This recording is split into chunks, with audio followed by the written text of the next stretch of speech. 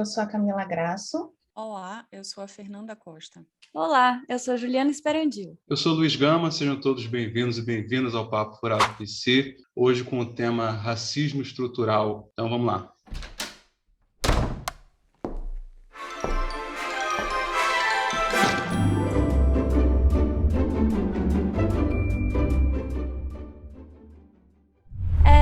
Eu acho muito importante a gente começar por esse tema e começar já dizendo que o racismo é estrutural, porque geralmente quando a gente pensa em racismo, a gente pensa em atos de violência isolados, né? A gente pensa em situações absurdas que pessoas negras sofreram. Mas quando a gente começa a falar de racismo estrutural, a gente inverte a coisa, porque aí a gente mostra que o racismo não é uma exceção.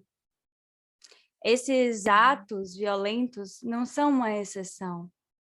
A verdade é que existe uma estrutura, e aí quando a gente fala de Brasil, isso é ainda mais importante por conta da história do Brasil, existe uma estrutura que molda racismo, uma estrutura que é um mecanismo de manter o racismo nessa sociedade. Então, o racismo aparece aqui como algo que constitui as relações sociais, né? Como algo que constitui a maneira como a gente se posiciona no mundo e diz que isso é cotidiano, né? Quer dizer, tem algo que, historicamente, foi posto, que gerou uma série de consequências do funcionamento social, econômico, político, que fazem com que a gente responda de um certo lugar por conta dos discursos que estão nessa sociedade.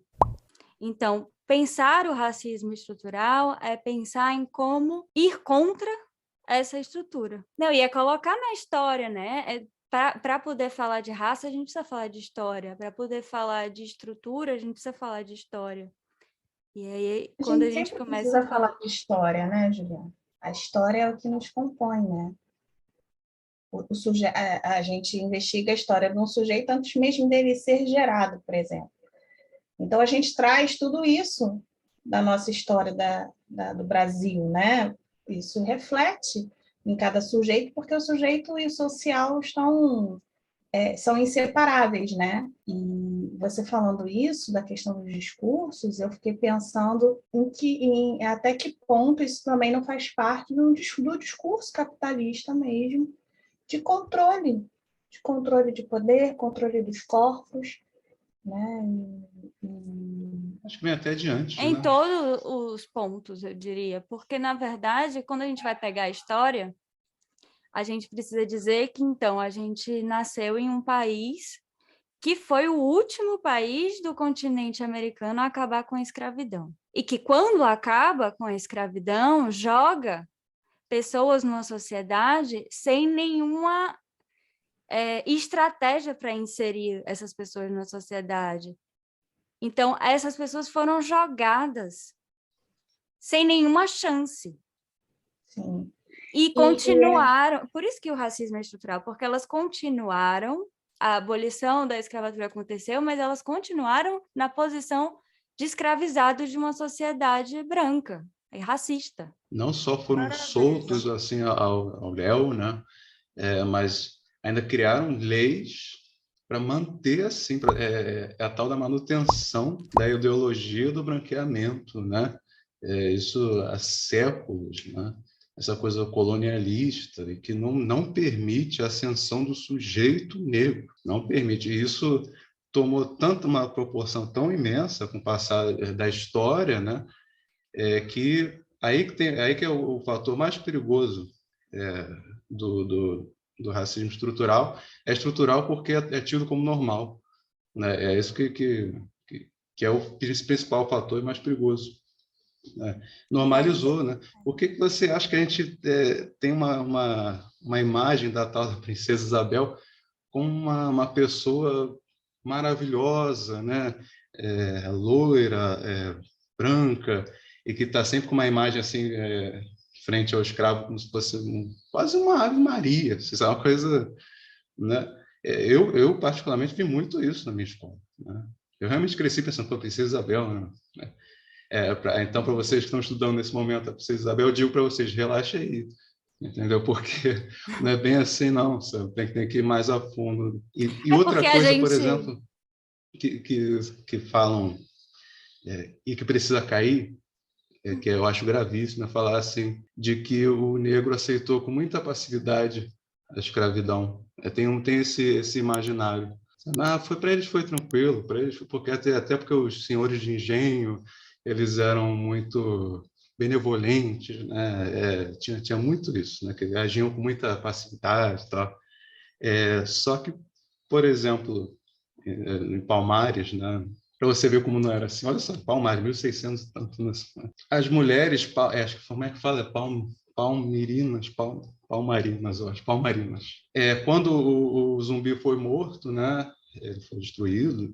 Era a única sociedade de fato igualitária, né? A de Pernambuco, né? Os Zumbi dos Palmares, que permitiam brancos, negros, todo mundo, né? Indígenas, vivendo mesmo, e todos com o seu próprio trabalho, sobrevivendo e tal. Tinha uma coisa bem assim, né? Só que isso não era interessante economicamente, né? Já naquela época. E para você ver como era terrível a ideia da escravidão, né, para o sujeito negro, as mulheres palmarinas, elas matavam os filhos, aconteceu muito isso, e depois se suicidavam, para não ter a chance de eles serem escravizados. Né? Então, o que é isso de que foi, por exemplo, né? Isso? Eles aceitaram, né? Com muita facilidade, com muita doçura, né? Para eles foi bom. Isso pode parecer absurdo o que eu estou dizendo, mas Mas mas se fala isso. esse ponto que você traz é muito importante e ele comunica com a coisa que a Camila falou, que é a gente aprendeu a nossa história contada pelos brancos. Então, Exatamente. esse discurso fala assim porque foi contado por pessoas que estavam desse lado da história. Então, esse projeto de silenciamento, né, de embranquecimento, a gente sabe que houve política de embranquecimento, onde, por exemplo, se deu muita terra e muitos benefícios para pessoas da Europa virem morar no Brasil, enquanto os negros brasileiros morriam de fome e não tinham terras. Tal da lei Então, de terras, né? e isso que a Camila falou, assim, de que a gente é falado antes de nascer, é sobre isso que a gente está falando. Não tem como falar de racismo estrutural sem falar de discurso, né? A gente é falado antes de nascer, a gente tem lugares aí imaginários que a gente ocupa numa família antes de se entender como sujeito, né? A mãe já vai pensando em uma série de coisas para o filho. Eu quero que ele... é um menino, descobri que é um menino. Acho que vai parecer com o pai, acho que vai fazer isso, vai fazer aquilo. Pouco importa o que ela pensa, mas assim, se pensa sobre aquela criança em algum momento. E quando a gente fala dessa estrutura racista, é a mesma coisa. Antes mesmo da gente vir a esse mundo, já tem um discurso aí racista que está o tempo inteiro sendo reproduzido. Então, aí eu fiquei pensando aqui sobre isso que é essa história que é contada, né? E os perigos que decorrem do fato da gente não questionar isso. Porque isso a gente vê muito numa psicanálise, né? A gente começa uma análise e a gente fala muito do que foi dito pela gente, até o momento em que a gente assume um dizer. E essa virada é uma virada que marca um ponto que é o ponto do questionamento, né? De se fazer questões sobre aquilo que é dito ou até não dito, né? Como a gente já falou em um outro episódio, o não dito também é uma forma de dizer. E aí eu fico pensando nisso, assim, quais são os perigos que decorrem do fato da gente consumir uma história, essa história ser contada pra gente na escola e reproduzida em larga escala, e a gente não se questionar com relação a isso. E o perigo que mora, porque isso também gera uma série de violências que são desde microviolências do dia a dia até violências como o que aconteceu agora no Brasil com o caso do Moase. Então, se torna urgente termos que falar sobre isso. E o que é interessante é que quando pensamos aqui no tema racismo, para falar, né, como um mês sobre esse tema, eu me questionei muito, assim, né, nós, 4 psicanalistas brancos, falando de um certo lugar, óbvio, porque isso, né, fala da nossa história, mas, assim, o que podemos causar de reflexão para essas pessoas que vão ouvir a nossa fala? O que é possível a gente fazer nesse sentido? E por isso que eu acho importante a gente dar voz a isso que é esse questionamento do racismo estrutural, a questionar essa estrutura, a tentar literalmente furar essa estrutura, né, para produzir algo novo. Eu acho que isso que a gente está fazendo aqui hoje, agora, é justamente a melhor coisa que a gente pode fazer, porque a gente está questionando a nossa história, a gente está questionando uma estrutura, sabendo que não somos nós que sofremos com essa estrutura, né? A gente se beneficia dessa estrutura e a gente é escutado de um outro lugar socialmente, né? Então, assim, é a gente dizer, olha, eu vou usar desse poder, desses benefícios que eu tenho, para colocar em pauta as questões que não são colocadas, né? Isso é extremamente necessário e ético que a gente comece a falar e a tratar disso dessa forma, porque o branco não tem raça, né? O branco, ele se entende no social como isso que é universal, e o negro como uma exceção. Mas a gente precisa dizer que a nossa sociedade brasileira é uma sociedade majoritariamente negra, onde os negros são silenciados e são as pessoas que sofrem e que têm menos poder dentro da sociedade. Como assim a gente não se questiona sobre isso? Como é que a gente pode ter um país onde a maioria da população é negra e a gente se assusta quando a gente se depara com um médico negro? A gente se assusta quando alguns negros conseguem chegar nesses lugares onde a gente vai num restaurante e todo mundo que está comendo no restaurante é branco e as pessoas que estão servindo são negras. Como assim? Vocês estão ouvindo, né, o apontamento de vocês, os apontamentos, e aí fiquei me questionando, né, assim, da história. Quando, né, os colonizadores chegam aqui no Brasil, eles encontram os índios, né? Por que trazer os negros de fora para serem escravizados? O que acontece com esses índios? Nós fomos ensinados na escola que os índios não eram dóceis. Então, assim, não Foram eram... catequizados, né? Que é uma Tentaram visão catequizar. animalesca, né?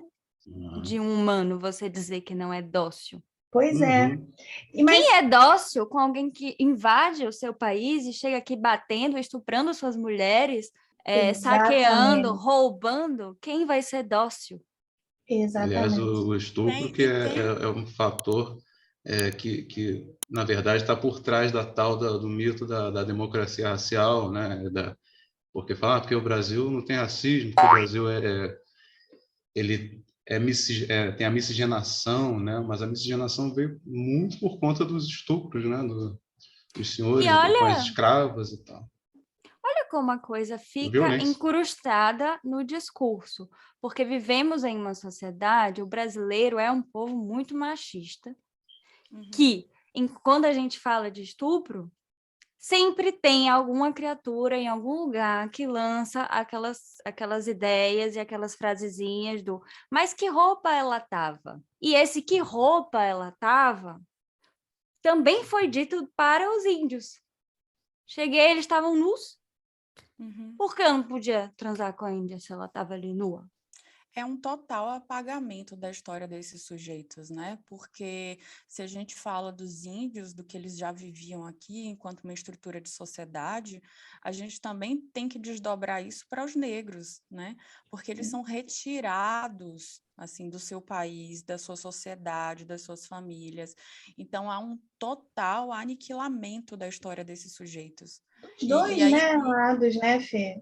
Dos dois lados. Do aniquilamento desses negros que foram separados de suas famílias lá e do aniquilamento desses índios aqui.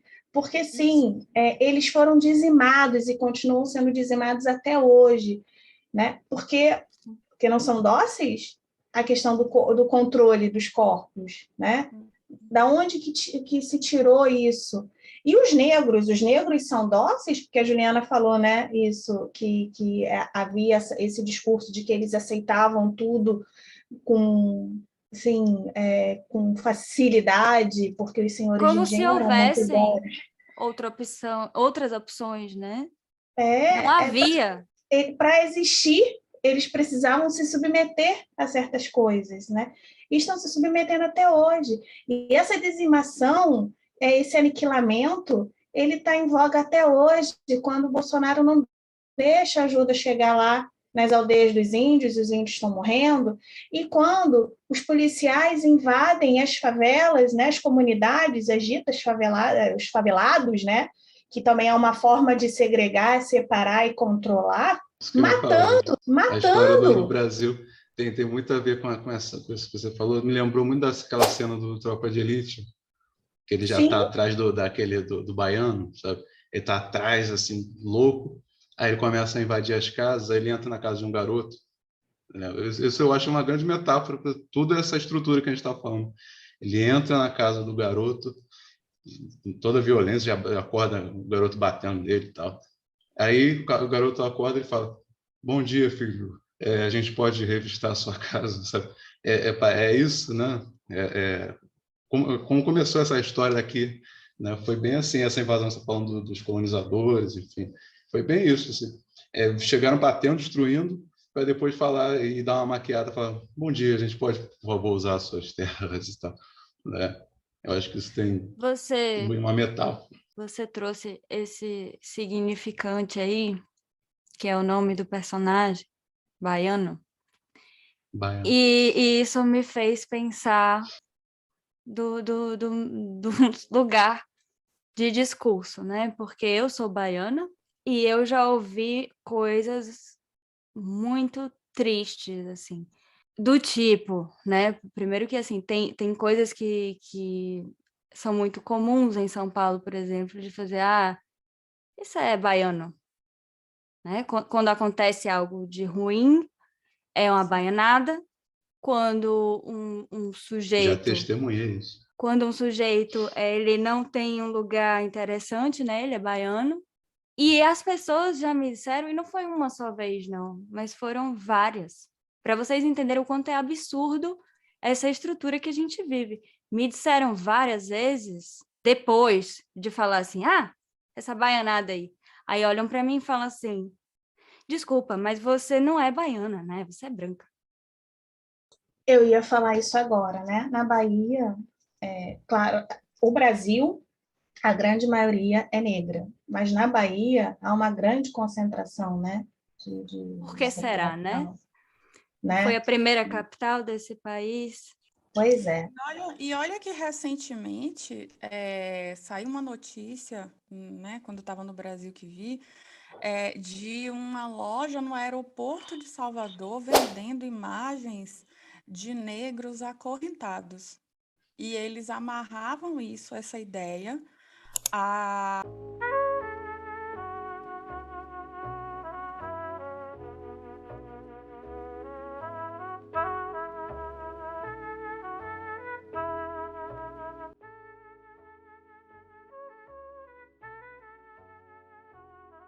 a uma religião, né, que é a Umbanda, a uma figura da religião, enfim, que seriam os pretos velhos, como justificativa para continuar vendendo imagens de pessoas, né, da representação de uma pessoa negra acorrentada. Veja, estamos em 2022 e ainda estava sendo vendido neste mês de fevereiro.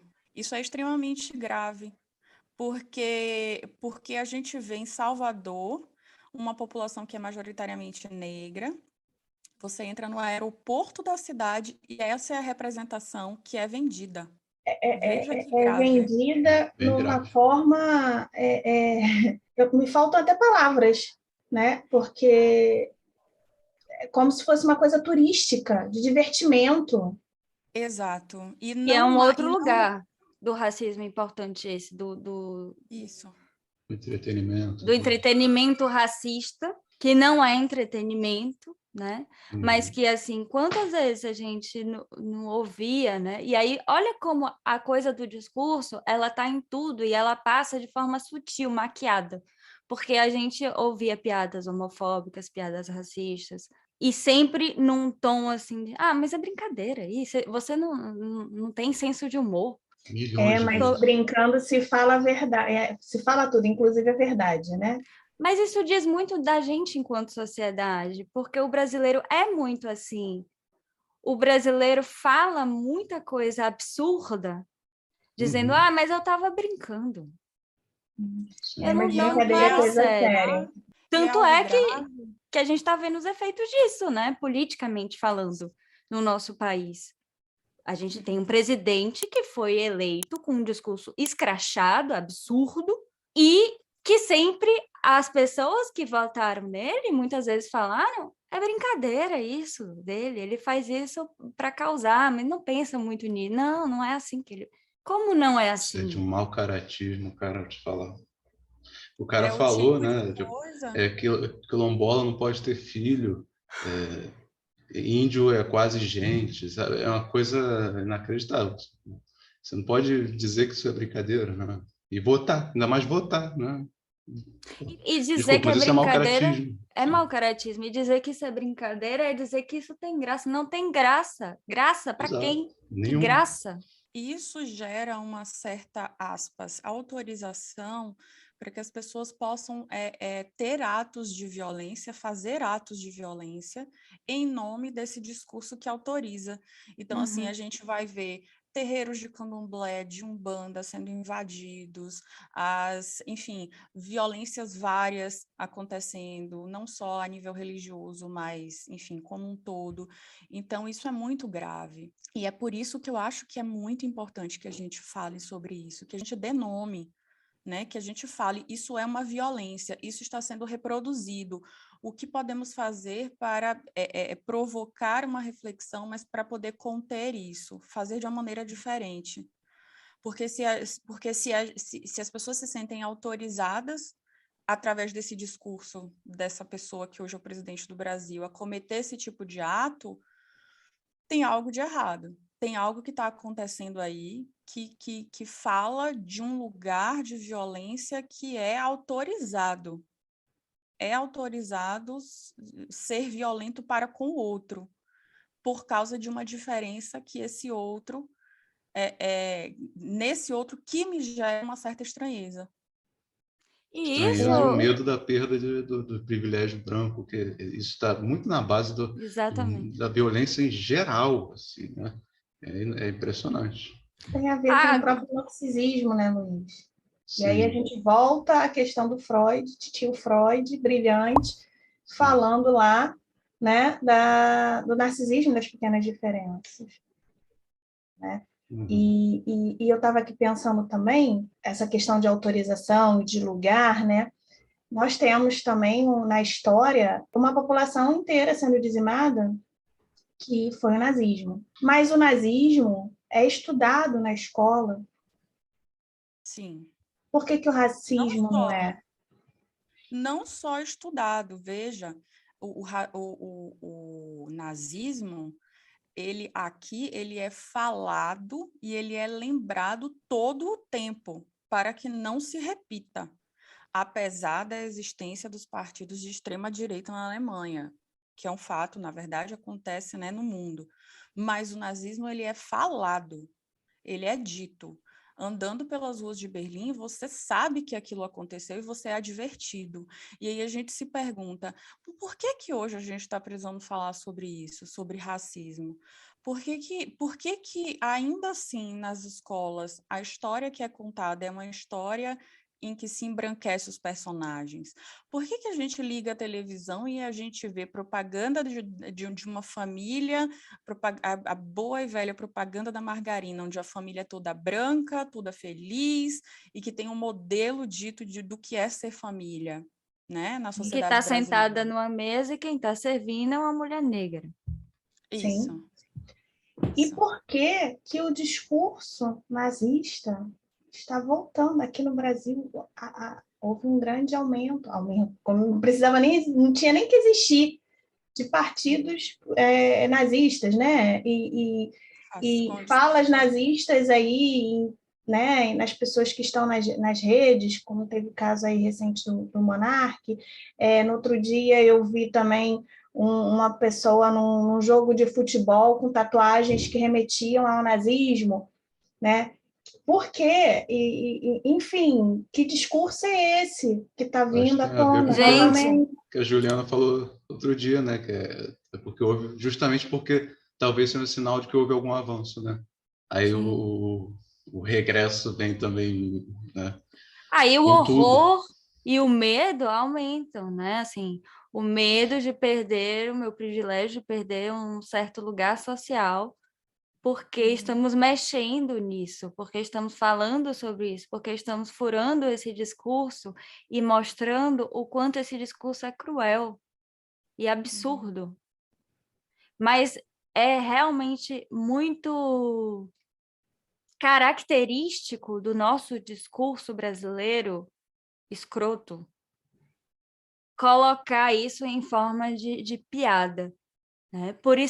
Talvez por isso que eu goste tanto de usar o humor com a ironia para fazer o contrário, para mostrar que não é para normatizar, para furar, para dizer, olha, tá equivocado isso. Porque o humor ele é uma ferramenta importante que faz a gente compreender as coisas sem se questionar muito. Mas quando esse humor ele causa esse estranhamento, quando esse humor ele denuncia, o humor no lugar de denúncia, isso se torna uma ferramenta muito importante para a gente. E é uma ferramenta que tem aparecido, ainda bem, né, assim, na nossa sociedade. E cada vez mais a gente tem visto humoristas tocando em pontos fundamentais desses discursos horrorosos que estão aparecendo aí. E muitas vezes, com a eleição desse governo, que assim, para a gente e para tantas outras pessoas foi desesperador de ver, muitas vezes a saída que a gente encontrou foi no humor. E aí tem essas duas questões aí, né? De usar o humor para denunciar ou usar o humor para encobrir. Tem esses dois pontos. Tudo é uma questão de escolha, né? Cada um escolhe. Né? O que fazer com isso, né? E qual a sua responsabilidade nessa escolha, né? Queria que todos fossem como Chaplin, lá no Grande Ditador, por exemplo. Né? Como ele acabou com a raça do Hitler ali, né? Impressionante, assim. Mas engraçado que a imagem... eu tinha um quadro dessa cena, né? Que eu botei no meu quarto uma vez. Mas as pessoas entravam e elas ficavam um pouco horrorizadas, achavam que eu tinha posto o Hitler no... Mas não, era justamente o oposto, né? Um herói do humor que denunciava, né? De forma brilhante, né? E a gente tem, sim, bons humoristas aí fazendo isso, né? A gente perdeu um deles, que é o Paulo Gustavo, por exemplo, por uma doença que já estava com a vacina rolando aí, mas que, pelo governo, uma base genocida, conseguiu calar mais essa voz poderosa, né? Enfim, a gente segue lutando aí. Eu acho, sim, que o humor é uma grande arma, assim, grande. Né? Sabe o que eu vejo no humor? Eu vejo claramente, não sei se é um delírio meu, enfim, peço aí a opinião de vocês, uma grande, como a Juliana falou, uma grande ferramenta, onde se mostra, a gente consegue ver o amalgamento, tá certo? Falei certo? Da pulsão de vida e da pulsão de morte. Uma forma diferente, né, de dar saída para essa pulsão de morte, que é estrutural, né, no sujeito, né? E daí vem toda essa questão da agressividade. A gente falou um pouco sobre isso nos episódios sobre necropolítica, né, no episódio da necropolítica, né? E eu acho que talvez o caminho seja esse, né? E acho que não é à toa que a gente fala sobre isso aqui. E a gente tenta trazer dessa forma xistosa esses assuntos, né? Porque incomoda. Enfim, questão... O bom do xixa é incomodar, né? É pegar ali no pulo, do tropeço, e aí não tem mais como negar. Né? Porque e isso tem muito a ver com a psicanálise e tem muito a ver com esse tema. Por quê? Porque a psicanálise vai justamente aí. O nosso trabalho é pegar o tropeço ali e falar, olha aí o que você falou sem dizer. Olha aí o que apareceu sem aparecer. É chacoalhar, né, né? o sujeito, assim, né? E é a partir desse lugar que a gente consegue desconstruir esses discursos que estruturalmente estão colocados e que, se a gente não se questiona sobre eles, a gente reproduz. E é nesse ponto, assim, que eu acho que a psicanálise também é uma ferramenta importantíssima, porque a psicanálise é uma das formas da gente questionar a nossa posição nesse mundo, porque vamos falar o seguinte: se o racismo tem a ver com as relações sociais e com a posição que temos no mundo, a psicanálise também. Então, a psicanálise, ela bate diretamente nisso, ela denuncia diretamente isso que a estrutura racista faz, né? Então, é o nosso papel ético também estar aqui falando disso, porque a psicanálise, ela é antirracista, ela precisa ser antirracista e ela precisa denunciar isso, e ela pode ser uma ferramenta interessante da gente repensar os nossos discursos. Numa análise, o que a gente faz é historicizar. Lacan vai falar da histeria com a história, que ele faz o neologismo da historia. Não sei como é que fica em português, mas acho que é, sei lá. Estoteria. Ele fala da estoteria, né? História com histeria. Aí Isso. trabalha a historicização e historicização. Tá, agora que é o tudo. quê, né? Que é o quê fazer isso? É justamente o trabalho de ir colocando esse sujeito como escritor da sua história a partir do questionamento do que foi escrito. Esse é o ponto. Exato. Você sabe, eu vou dar um... Posso dar um spoiler, gente? Aqui, rapidinho, de algo que eu achei super interessante da gravação com os convidados, que foi o fato deles dizerem que foi no processo de análise que eles se descobriram negros. Eu achei tão rico essa Sim, frase. foi genial. E os dois Os disseram, dois, né? Em momentos diferentes, gravações diferentes. Então, assim, Eles não se assistiram, tá, galera? Mas olha que rico não é para um sujeito poder falar de sua história e tomar a sua história como sua, não mais aquilo que o outro fala, mas se descobrir dentro dessas palavras, né? Dentro dos emaranhados das palavras. Então, eu achei assim genial, gente. Não sei vocês. Ninguém mais, ninguém menos que Lélia Gonzalez falou a mesma coisa, né? Da importância da psicanálise na vida dela, né? A análise teve esse papel também de ela assumir, né, essa história dela, né? E depois passar para a gente coisas tão brilhantes, né? A Com uma gente visão para para psicanalítica. pensar, né, que a psicanálise trabalha o singular e dá voz ao sujeito, esses sujeitos tão silenciados e apagados, quando encontram um lugar, né, para falar sobre isso, um lugar onde eles podem ser quem eles quiserem, né, e que não precisam se submeter a ninguém, e podem falar, né, é algo assim de uma importância inegável, E a gente podia resgatar revolucionária até, né? uma outra estrutura, antes da estrutura racista, né, que foi sobreposta por esse discurso horroroso, né, que é uma ideia dela, da Lélia, que eu falei agora, que vai ser até mais debatido também nos próximos episódios, mas é da mãe preta como quem exerceu a função materna, né, para o branco, né? Isso é algo estrutural, eu concordo com ela. Ela fala, inclusive, da neurose cultural, né? Neurose cultural brasileira e tal. Mas é uma figura que acaba tendo uma dupla função, uma dupla, como é que eu diria? É uma negação dela de forma dupla, assim, né? Uma pela coisa do incesto com quem faz a função materna, né? Pegando assim bem psicanaliticamente falando, e depois pelo racismo que impede, que tem um discurso de não pode haver relação possível com a mulher negra que não seja pela via só sexualizada, hipersexualizada, só como objetal mesmo, assim, como corpo unicamente, né? E um corpo falado de uma forma muito violenta.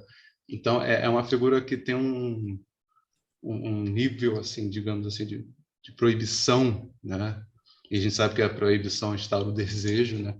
Mas nesse caso é tão assim amarrado de uma forma tão cruel, né? Um recalque cultural, assim, digamos, que aparece pela via esse desejo, né? Digamos assim, aparece por uma via muito violenta, né? De escárnio mesmo, assim, né?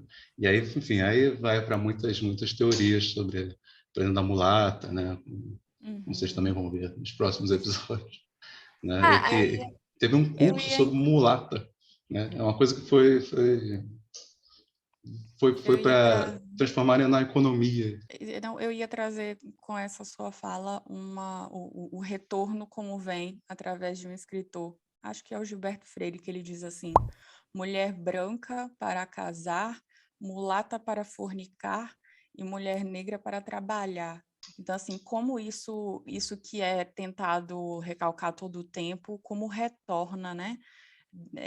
De uma maneira tão perversa na É por isso que a sociedade. gente precisa falar, para elaborar isso e aprender a fazer algo com tudo isso, aprender Uhum. algo diferente, fazer algo diferente com tudo isso, né?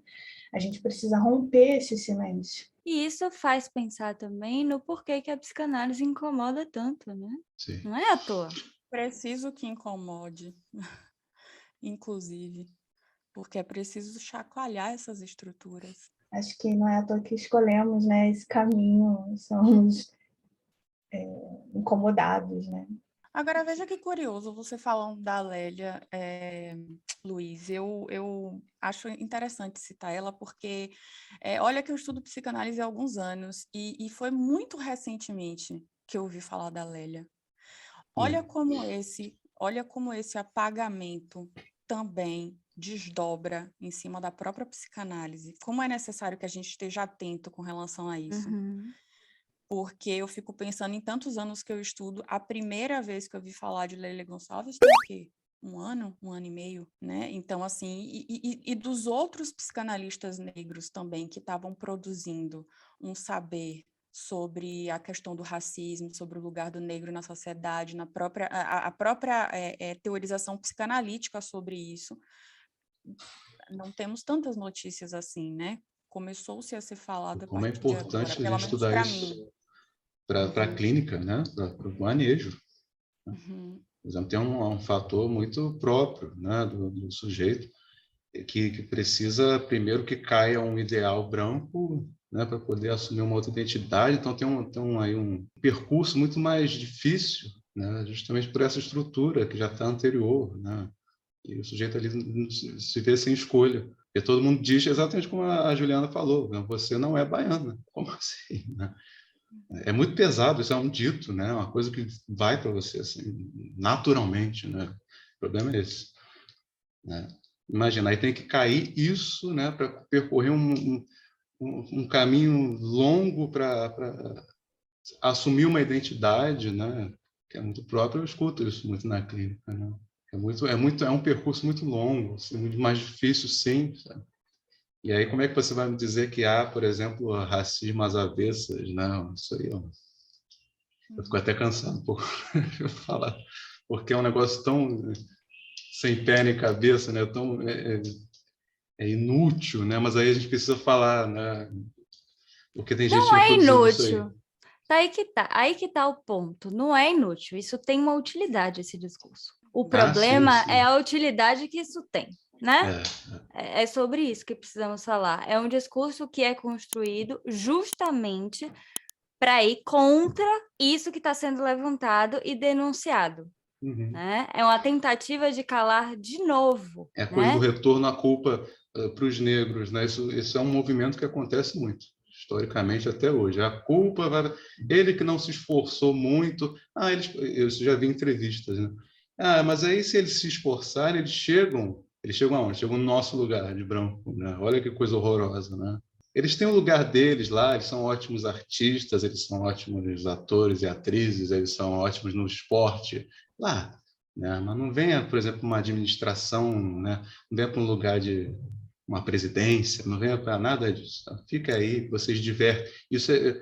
É duro de ouvir, mas é o que se fala, tá? É muito. Essa frase que você falou, eles têm até as coisas deles. É exatamente isso. Eles podem até existir. Lá, começou a chegar para cá, tá me incomodando. Alguém precisa fazer alguma coisa. Não é possível. Como assim, empregada doméstica viajando internacionalmente, tendo celular?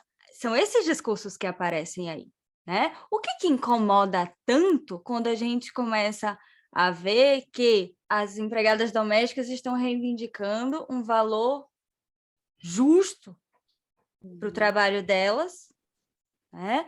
E aí, é exatamente esse discurso do fica lá, né? Do não mostra.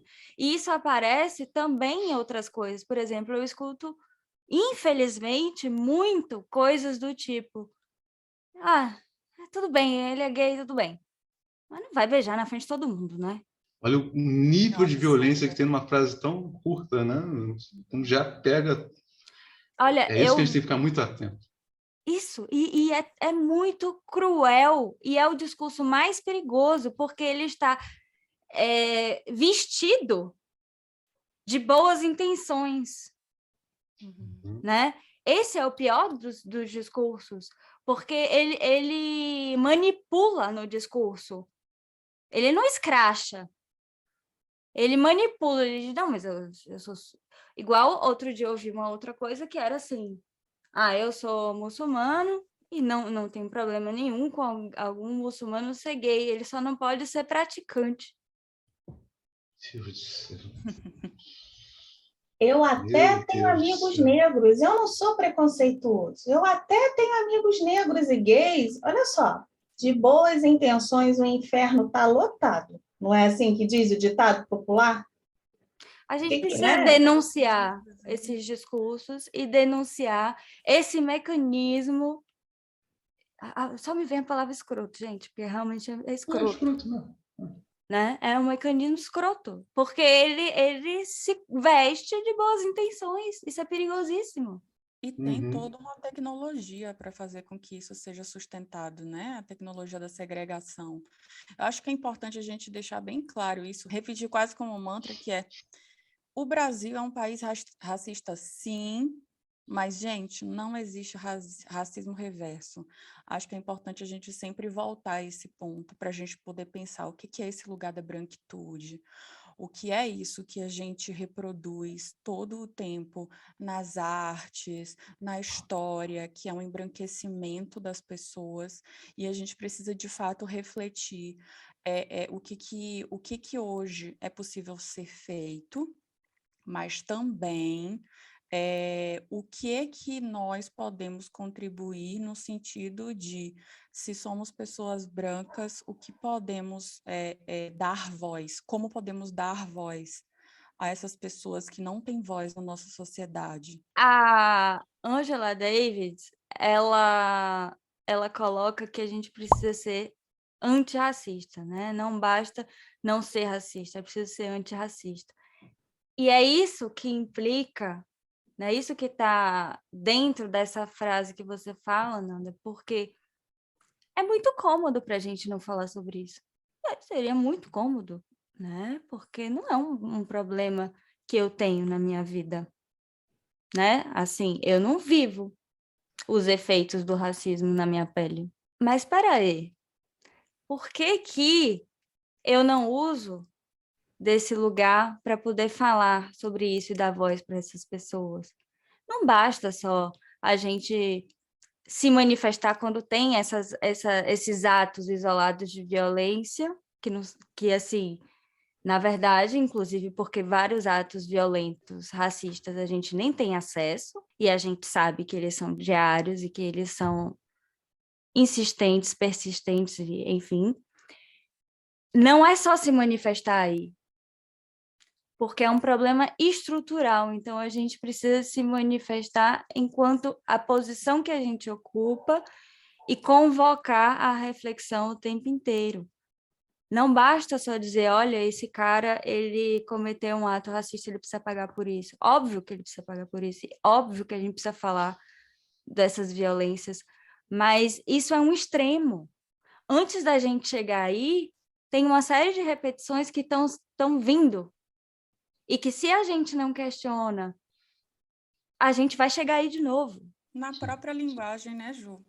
A gente pode perceber isso. Quando a gente usa algumas palavras como mulata, denegrir, enfim, uma série de expressões que a gente faz uso e a gente não percebe que tem uma carga racista muito grande. Vai Então, cimentando a estrutura, né? exato. Mas olha E que é uma coisa de curioso, uma né? reprodução impensada, né? E olha que curioso, né? Quando a gente se propôs a falar sobre isso, eu fiquei me perguntando no que eu poderia contribuir, justamente porque, né, eu não passei por situações de racismo. E aí a gente foi ver um pouco, né, a respeito, e eu fui conversar com pessoas, com amigos, enfim, para saber um pouco, né, dessa situação assim mais próxima, porque a gente sabe dos jornais, mas é aquilo que é próximo a gente, né?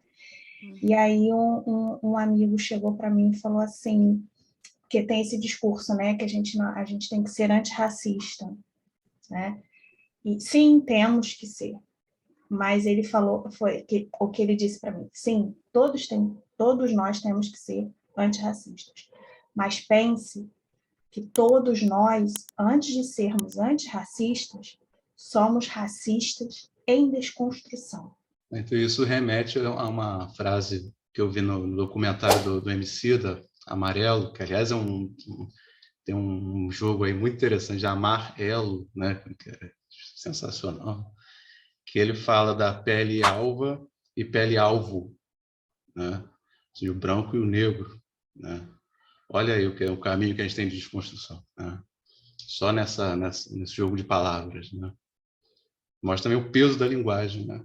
Tanto no título do documentário, que é sensacional, assim, recomendo com toda a força, e nessa questão da pele, né? A gente falou aqui, né, que é preciso colocar a história nesse papo. E que isso tem a ver também com o que se faz em análise. E aí fica um ponto que eu acho importante de deixar, assim, porque é tudo muito duro quando a gente começa a se dar conta dessa estrutura. E a gente sempre tende a pensar que não tem jeito, que assim tá posto. E aí a gente tá fadado a viver esse inferno. Mas isso é a mesma coisa, de novo, né, em relação ao que a gente faz como análise. Não tem como apagar uma história. Não tem como apagar essa estrutura que foi posta, a história que essa estrutura conta, né? Mas se é histórico, tem como recontar e tem como mudar a forma como a gente se relaciona com essa história. Sim. E aí, se você sofreu algum episódio, né, de racismo, conta pra gente como foi. Vamos falar sobre isso. A gente quer ouvir vocês. Aqui é um espaço para não só para nós falarmos, mas para vocês falarem também. Eu não sei Vamos essas pequenas conversar. frases, né? Essas pequenas frases que a gente está falando aqui, que a gente escuta, até de amigos, inclusive, né? É Que bom vocês andam destacar isso. escutando por aí. Vamos conversar, que a gente precisa falar para que isso talvez seja barrado, né? É uma aposta que a gente faz. E a gente abre aqui, então, um canal para fala e não um canal para silenciamento. Então é isso, gente. Semana que vem a gente volta falando mais um pouco do racismo, que é o tema do nosso mês. Se você quer saber mais sobre isso, segue a gente no Instagram, no Twitter. E toda quinta a gente está aqui no YouTube e no Spotify, batendo esse papo com vocês. Até a próxima.